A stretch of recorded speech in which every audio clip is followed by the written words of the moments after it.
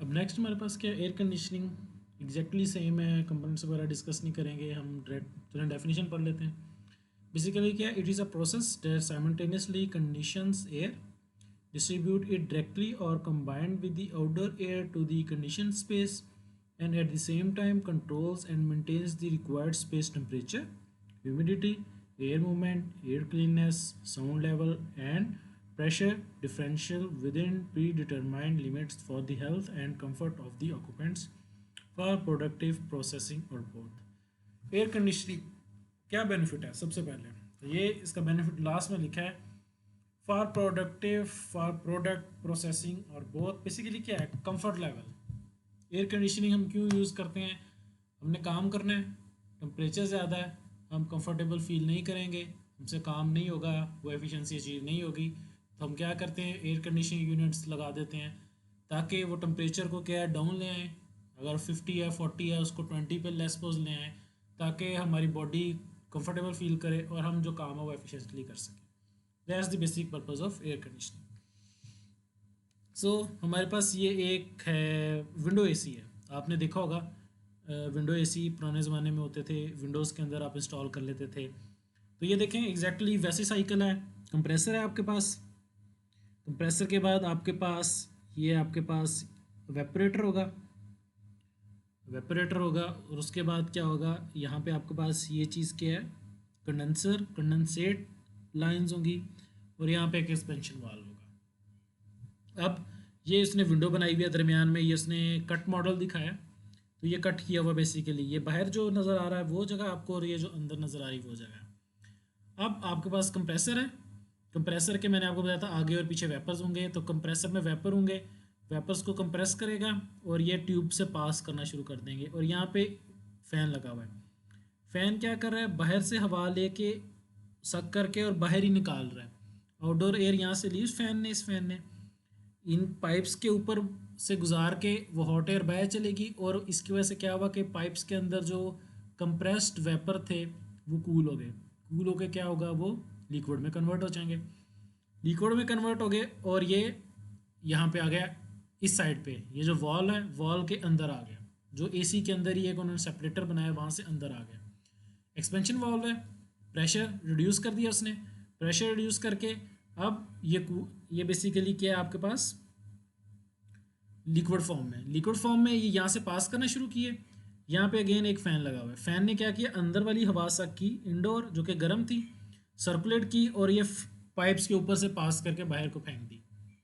तो जब वो हॉट एयर आई, हॉट एयर जब यहाँ पाइप्स के ऊपर से पास की, तो क्या हुआ, ये जो इसके अंदर लिक्विड था उन्होंने उस हॉट एयर की क्या हीट को ऑब्जॉर्व कर लिया, और उस एयर को क्या कर दिया, कूल कर दिया।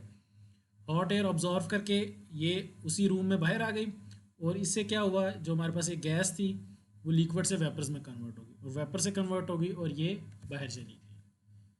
ठीक है, बाहर चल के ये क्या है, अगेन कंप्रेसर के अंदर चलेगी।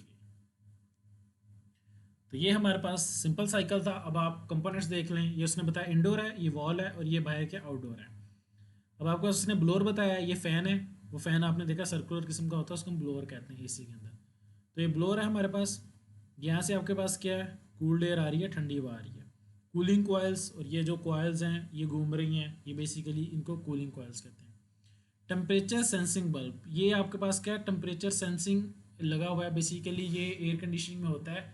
जब आप रिमोट से टेम्परेचर सेट कर देते हैं, तो लाइक आपने सेट कर दिया 20 डिग्री सेंटीग्रेड, अब ये सेंसर है, सेंस कर रहा है रूम का टेम्परेचर, जैसे ही रूम का टेम्परेचर 20 डिग्री होगा ये एसी को ऑफ कर देगा, बेसिकली ये कंप्रेसर को बंद कर देगा, ये एक वर्किंग रुक जाएगी, सिर्फ आपका एक फ़ैन चल रहा होगा उस टाइम पे। तो इस वजह से यहाँ पे सेंसर लगा होता है, ताकि जो आपने जब रूम का टेम्परेचर अचीव हुआ है तो एसी आपका ऑफ हो जाए। तो ये वो टेम्परेचर सेंसिंग बल्ब है। ये एक्सपेंशन वाल्व है, इसका हमें पहले ही पता क्या होता है, आउटडोर एयर यहाँ से आ रही है यहाँ से जा रही है, ये आउटडोर यूनिट का फ़ैन लगा हुआ है, ठीक है। कंडेंसर कॉइल्स हैं लगी हुई हैं, ठीक है। फ़ैन एक्सल, बेसिकली वो बता रहा है कि जो दोनों फ़ैन है वो एक ही एक्सल के ऊपर लगे हुए हैं, ये वाला फ़ैन, ये विंडो एसी में ऐसे होता था। अब क्योंकि आउटडोर यूनिट अलग होता है, ये अलग लगा होता है, ये वाला अलग लगा होता है, तो फिर ये फ़ैन एक्सल नहीं होता। और कंप्रेसर, थोड़ा सा समझ आ गया अब आपको, ये थोड़ी सी और डिटेल में डायग्राम है अब आपके पास। ये वॉल है ग्रीन सी, ये वॉल है, ये जो उन्होंने सेपरेटर बनाया हुआ है एसी के अंदर ही, प्लस सपोज ये एसी को ना ऊपर से दिखाया, आप ये ज्यूम कर लें, टॉप व्यू है इसका एसी का।